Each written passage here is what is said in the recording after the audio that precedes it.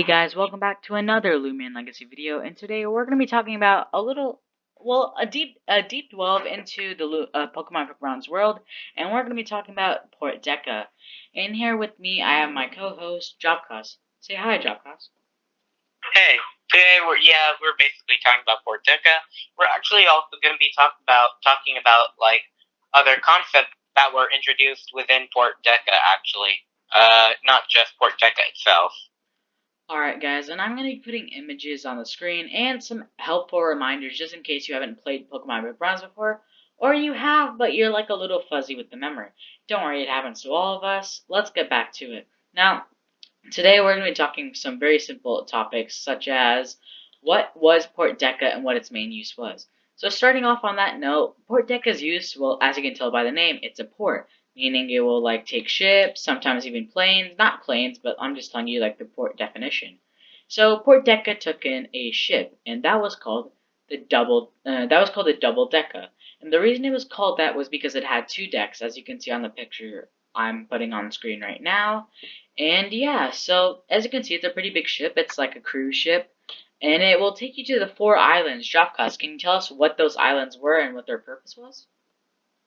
Alright, so the four islands would be the Lost Island and Frigidia Island and Obsidia Island, and I don't remember the electric one actually. I can look it up right now if you need me to. No, it's alright. We got it. So basically, as you guys can tell, there are four sort of main types. There was grass, fire, electric, and ice/water. Ice. Alright. So yeah, so they used to take these to the four islands. Now, Dropcast, what were the islands' purpose? Alright, so the islands actually contained Moltres, Zapdos, and Articuno. I just forgot the name there. Respective islands of each type, of course, which makes sense. Basically, there were also TMs in there as well. So basically, teaching manuals that you basically no, teaching machines that basically teach you moves. I think it was like Frost Beam, Fire Breath, and Thunderbolt in there, I believe. I thought the same as well. Now, let's actually go back from the cruise ship back to the actual Port Decca, and let's talk about some of the things you can find. Now, the first thing I want to mention is Ives Shelter. As you guys can tell by the name, it sounds a lot like Rally Range, especially with what they do. So the purpose there is like breeding Pokemon, and I have to admit, I think it's basically the same concept as rallying Loomians. However, they had to like choose a different name because I don't think they wanted to have any relations with Pokemon Bronze like Directive. However, it was the same purpose. Now, going back to Ive's Shelter, Ive was actually one of the developers for Loomian Legacy. She consisted mainly of working on some background scenes for the Battle Colosseum, and one of her favorite animals in real life were cats. So in the actual shelter, they added a lot of cat-like Pokemon into the actual physical shelter. And yeah, and I believe there were power-ups for increasing the speed of breeding Loomians. I'm not sure. I think if you walked a lot, then it would hurry up the process. And yeah, so let's move on to the next place, and that is called I want to say it's Heroes Hoverboards. Sorry guys, completely blanked. As you guys know, Heroes Hoverboards are in Anthian City as well, or were in Anthian City. So yeah, so they obviously have two branches. Were there any more Hero Hoverboards in that game? There was actually one in Port Decca. I believe there was also one in another part before Port Decca, actually. I'm not sure if it was like, I think it was two or three at maximum. So, as you guys can see, Port Decca also consisted of Heroes Hoverboards. There was actually like a mini game you guys could do. So you guys know how in Kanoko Village you can play the mini game of like defeating the Sluglings and end up unlocking a few things. Well, similarly in Port Decca you had another mini game. It wasn't as similar, but you guys can sort of tell it sort of is based on the description I'm about to tell you. Now, basically, I believe the owner's name was Cook. like Cooke, not Cookie, which I thought her name was. It's actually Cook, and as mentioned in PvP, her dream was to actually open up her own sort of bakery. I believe I'm putting it up on screen right now. What her dream actually was, I'm not very sure.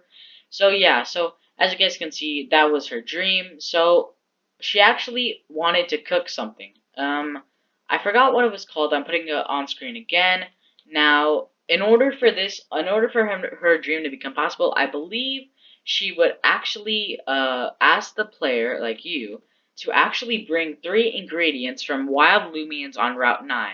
So you guys know how, like, you can get items off of Shaw Cheese in Route 4? Well, very similarly, you could have done that in Route 9 in PvP. So basically, some wild Loomians in Route 9 had items on them, and those items were used to cook whatever she wanted to cook. Now, once she cooked it, she actually gave you a sample, and I believe it had a few helpful possibilities. I'm not sure. I'm putting it on screen again what its use was. However, it was a pretty cool mini game. You could have just done it whenever you were bored. It will take maybe max 15-20 minutes. I'm not so sure. However, I don't think it took that long. Maybe the items have a probability, so that's why it took longer. Like I said, I'm a little rusty. So is job cost. So just leave us alone, guys. So yeah. So job cost. Anything else you want to mention about the shops on Port Decca? The shops on Port Decca? Yep. Hmm. I'd say for the shops, I don't really have anything to add on the shops. However, I do have some based on the ice shelter, as you mentioned, it was a breeding center. That could be more possibilities later game that we could have actually more rallying centers to do. It could actually prove to be very versatile. However, if you want to focus on one Loomian, you could, use the same Loomian in all the breeding centers, not breeding centers, rallying places, rally ranches. So basically, you could produce lots of Loomians very quickly. Um, of course, because of trade value, it would decrease, obviously. However, it would be extremely beneficial for PvPers. Yeah. So I believe there's another ice shelter on Route 8. I believe like a little before the UMV and Laguna Lake. Because I specifically remember they had a park, I think, like where you could just like keep walking on your hoverboard or like keep hovering on your hoverboard to like sort of speed up your breeding process. Oh, but also an TM there that you could get. It was like an obstacle course, kind of. Yeah. There were a few. I believe those were the only two I've shelter I remember. It's possible there was another one somewhere, but like Jeff Cross mentioned, it would be extremely beneficial to several PvPers and regular people in game as well to just simply have an extra few rally ranges and like you can rally different species at several times. It will take you more time to go and like sort of go to the different places, but with GeoHop it definitely makes your work a lot easier. Now let's move on to the 4 islands. Now, what were exactly so special about these islands, Dropclass, and what's like their backstory?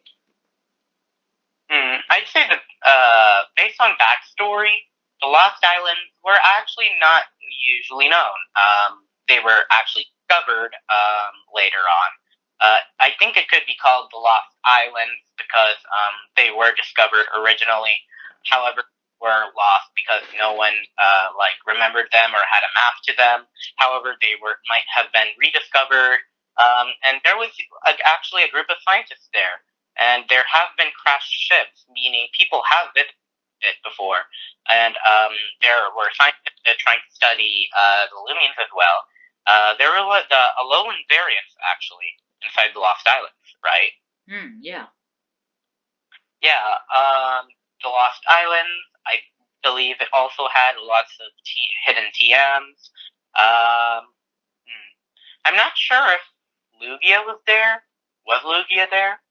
I think Lugia was either in a separate place or I don't think Lugia was there. I think it was a different place. yeah. Because once you get all the other islands, all right, like once you catch Zapdos, Moltres, and Articuno and put them into your party, you can actually go and like encounter Lugia. Well, of course, in Pokemon Brick Bronze, it was a different method of soft resetting. However, in Loomian Legacy, you can actually soft reset without leaving the game which makes manually. your work So, easier, like way easier. mhm. I believe all four of those, if they add that many based on the island, or if they even add a port at all, I believe it'll also be soft resettable. It could be like Naimore as well, which would make it a lot more interesting, but definitely harder to do. Perhaps it would be related to a quest back in the port, then you go into the island. Yeah, possibly. Now let's move on to what Port Decca really was. Now, as you know, there was a secret basement, and how to get it, we're gonna tell you how. So basically, you see now on the image, you can see I have some oil cans. Basically, they're pretty huge, and I don't think any Lumians, any human beings could possibly take that off without extra help. Now, extra help I'm referring to is Pokemon slash Lumians. Now, in order to get to this secret basement, you have to teach a Pokemon Headbutt, and basically after that, you just, click on it, you click use Headbutt, and it'll show you a stairway path. Once you go down there, you can actually find a group of scientists that are sort of like willing to battle you in order to protect what is theirs. Now, once you defeat them all, which I believe was really easy for me since I had my beloved Charizard, which I lost. Why? And then, so yeah, basically, you just defeat them and you can actually release Mew. I don't believe you can catch Mew there. You actually can unlock it, and so you can finally catch it in the wild. It's like a roaming, basically, not a soft resettable one. Yeah, like I mentioned, you can only release it so it can become unlockable. Yeah, I remember a few people showing me Shiny Mew. I believe Think Noodles got one. I'm not exactly sure, but I think someone got it, like a famous YouTuber. So yeah, guys, that's like basically the whole part of Port Decca plus the Lost Islands. I know that wasn't a lot of information you were hoping for, however, we are really rusty on our PvP knowledge. That's why I'm putting all these images on screen right now to help you. So yeah, guys, we are predicted. Now, this is a huge estimate, but we are predicted to get to 200 subscribers in 23 days. Now, we have started uploading daily. Hopefully, that does change like our goal so it comes a lot sooner.